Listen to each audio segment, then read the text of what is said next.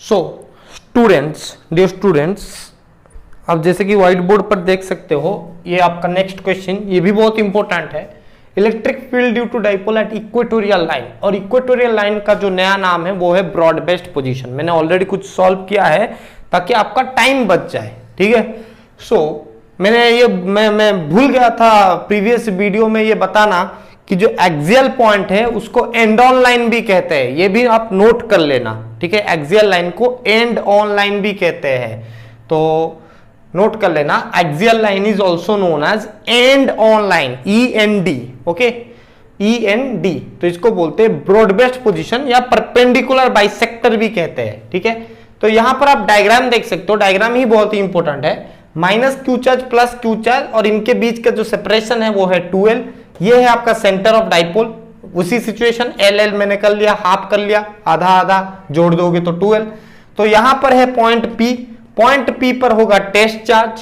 तो ये जो पॉजिटिव चार्ज है इस टेस्ट चार्ज को रिपेल करेगा, ये जो नेगेटिव चार्ज है इस टेस्ट चार्ज को अट्रैक्ट करेगा। तो इनका जो नेट बनेगा वो पैरेललोग्राम कंप्लीट करना है, कंप्लीट करोगे तो ये आ जाएगा नेट वेक्टर। और ये जो एंगल है ये थीटा दिया है, और ये जो एंगल है ये थीटा दिया है। और ये जो पॉइंट P है, ये जो पॉइंट P है, ये डाइपोल को परपेंडिकुलरली बाइसेक्ट कर रहा है, परपेंडिकुलर कर रहा है, परपेंडिकुलर है। समझ में आ रहा है या नहीं? ये जो पॉइंट P है, मतलब ये जो R क्या है? Distance from the centre of the dipole to the point P। और ये जो R है ये डाइपोल को परपेंडिकुलर है, मतलब 2L को परपेंडिकुलर है। मतलब ये जो पॉइंट P है उसका डिस्टेंस जो R है ये 2L को परपेंडिकुलर है। पर उस सिचुएशन में क्या था बेटा, ये जो 2L था, वो जो R था वो पैरेलल था, इसीलिए वो एक्सियल था, एक्सिस में था, और इसको हम बोलते हैं ऑन परपेंडिकुलर बाइसेक्टर भी बोलते हैं, ठीक है। तो ये एंगल आपको थीटा दिया है, तो ये पता है अगर ये थीटा होगा तो ये भी थीटा होगा एज पर अल्टरनेट एंगल, ठीक है। ये थीटा मतलब ये एक रोम्बस बन गया, ये एक रोम्बस बन गया। और रोम्बस का एक प्रॉपर्टी है बेटा, रोम्बस का जो डायगोनल होता है वो एंगल को इक्वली बाइसेक्ट करता है, रोम्बस का एक प्रॉपर्टी है। तो ये एक रोम्बस बन गया, ये एक रोम्बस बन गया। ये वाला जो फिगर आप देख रहे हो इसको नेमिंग भी कर लेता हूं, ABCD, ये एक रोम्बस बन गया।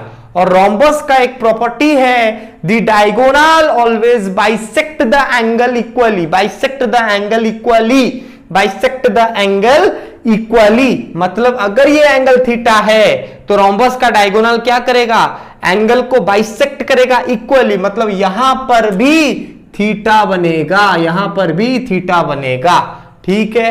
अब निकालते हैं ई नेट का फॉर्मूला। अब देखो E प्लस क्यू कितना होगा? वैक्यूम के लिए मैंने लिया है 1/4 pi epsilon naught, Q divided by distance. ये जो डिस्टेंस आपका कितना है, ये L है, ये R है। पाइथागोरस थ्योरम लगा दो, root over of R² plus L square.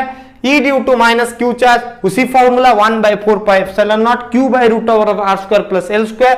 तो E due to plus Q charge जो है वो बराबर है E due to minus Q charge, जिसको मैंने E कंसिडर कर लिया है क्योंकि ये वैल्यू जो आएगा, ऑब्वियसली जो भी वैल्यू आएगा, सपोज 5 आ गया, वही माइनस क्यू का वैल्यू है, उसी 5 को मैंने E कंसिडर कर लिया है। तो E नेट का फॉर्मूला क्या है?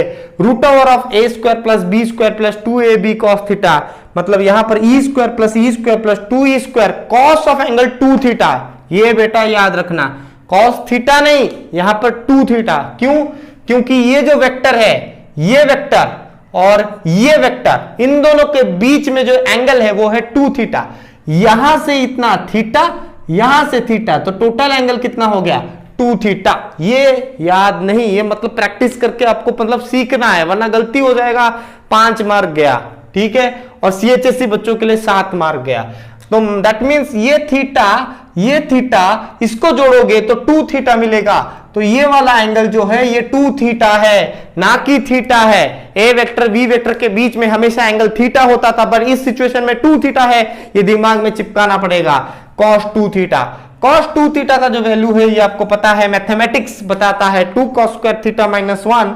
तो उस फॉर्मूला को मैंने रखा 2 cos square theta minus 1, 1 minus 1 0 हो गया, तो ये बन गया cos स्क्वायर थीटा। तो 4E² cos स्क्वायर थीटा का रूट ओवर ले लोगे तो 2E cos थीटा। और cos थीटा का वैल्यू कितना है बेटा? L/R। तो इसको थोड़ा सॉल्व करते हैं। तो ये वाला पार्ट में रब कर रहा हूं तो कितना होगा, E net 2e cos theta. E net आपका कितना है, ई नेट है 2e cos थीटा, और cos थीटा कितना है L/r। सो 2 इंटू ई कितना है बेटा, ई है 1/4 pi epsilon naught q divided by root over of r square plus l का स्क्वायर, और cos थीटा आ गया L/r, L अपॉन r। तो 2ql is nothing but your dipole moment, ठीक है। सो 2ql और ये बन गया 1/4 पाई एप्सिलॉन नॉट, रखने दो। तो ये root over of r square plus l square हो गया, और l जो है वो बहुत ही छोटा है, जो कि मैंने आपको ऑलरेडी बताया है। l जो है वो ये बहुत ही छोटा है, तो ये l नेगलेक्ट हो जाएगा। l जो है वो टेंड्स टू 0, तो l नेगलेक्ट हो जाएगा। ओके, l जो है वो नेगलेक्ट हो जाएगा। कुछ गलती हो रहा है क्या? हाँ, गलती तो हो रहा है, आप बताते रही नहीं हो। E is equal to 1/4 pi epsilon naught q by r का स्क्वायर। तो r का स्क्वायर करोगे मतलब ये रूट ओवर नहीं रहेगा, मतलब ये बस r square plus l square ही रहेगा। समझ में आ रहा है या नहीं? गलती हो रहा था पर आपने बताया नहीं, तो थोड़ी गलती होगी, तो आप उसको मैनेज कर लो। तो रूट ओवर ऑफ, क्योंकि r का स्क्वायर है ना, तो root over of r square plus l square का होल स्क्वायर होगा, जो कि r square plus l square होगा। तो ये हो जाएगा r square plus l square into कितना r। तो ये गलती हुआ है, इसको आप करेक्ट करना, ठीक है। तो 2ql divided by r square plus l square into r। ये जो l है ये बहुत ही छोटा है, विच इज टेंड्स टू 0, तो ये बन गया आपका r का q, और 2ql बन गया आपका p। सो ये बन गया आपका 1/4 pi epsilon naught p by are Q. ये बन गया ई नेट एक्सियल लाइन, ये इक्वेटोरियल लाइन के लिए। समझ में आ रहा है? इक्वेटोरियल, शॉर्ट में लिख रहा हूं equatorial, 1/4 pi epsilon naught p by are Q, और वो बनता था 2p बाय आर क्यू। तो E axial by E equatorial अगर निकालोगे तो कितना होगा, 1/4 pi epsilon naught 2p by are Q divided by 1/4 pi epsilon naught p by are Q. तो सब कुछ कट जाएगा, ठीक है। तो हो जाएगा कितना, 2:1। तो ई एक्सियल और ई इक्वेटोरियल का रेशियो जो है वो हो जाएगा 2:1। क्यों? अगर आप यहां पर एक 2 मल्टीप्लाई करोगे, ठीक है, यहां पर एक 2 डिवाइड कर लोगे, क्या होगा बेटा, 1/4 pi epsilon naught 2p by are Q, मतलब ये बन जाएगा ई एक्सियल। सो ई इक्वेटोरियल कितना आ जाएगा, देखो ई इक्वेटोरियल कितना आ जाएगा, ये 2 into 1/4 pi epsilon naught p by are cube कितना है, E axial. So E axial divided by 2।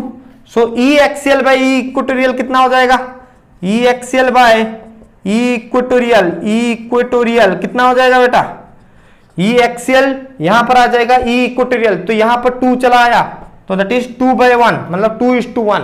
तो E axial by E equatorial का जो रेशियो है वो हो गया 2:1। समझ में आ रहा है ना? ये क्रॉस मल्टीप्लिकेशन है ना, तो ये यहां पर आ जाएगा E axial divided by E equatorial, और ये यहां पर चला गया, ठीक है, क्रॉस मल्टीप्लिकेशन।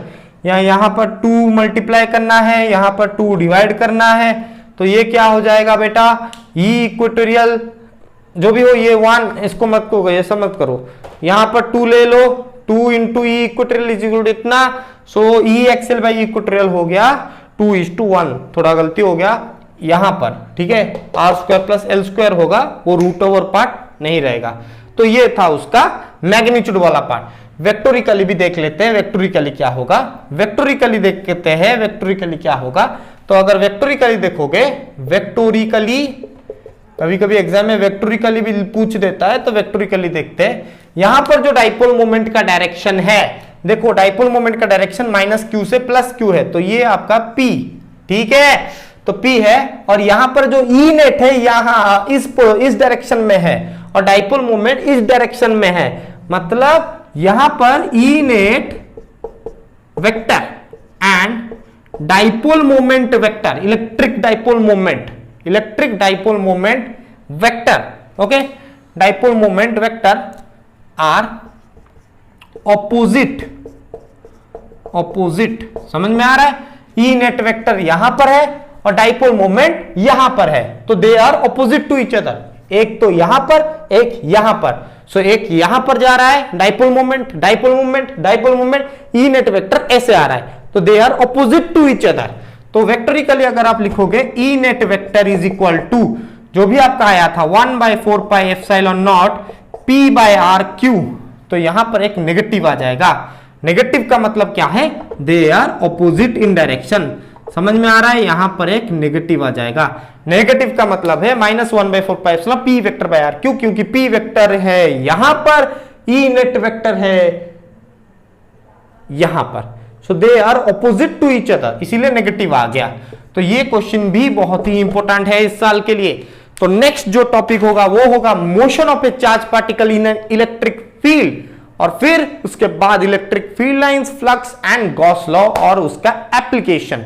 सो जो मैं अभी भी सजेस्ट करूंगा, प्रीवियस वाला वीडियो देखना फिर इसको देखना, ताकि आपको एकदम क्लैरिटी मिल जाए। ओके।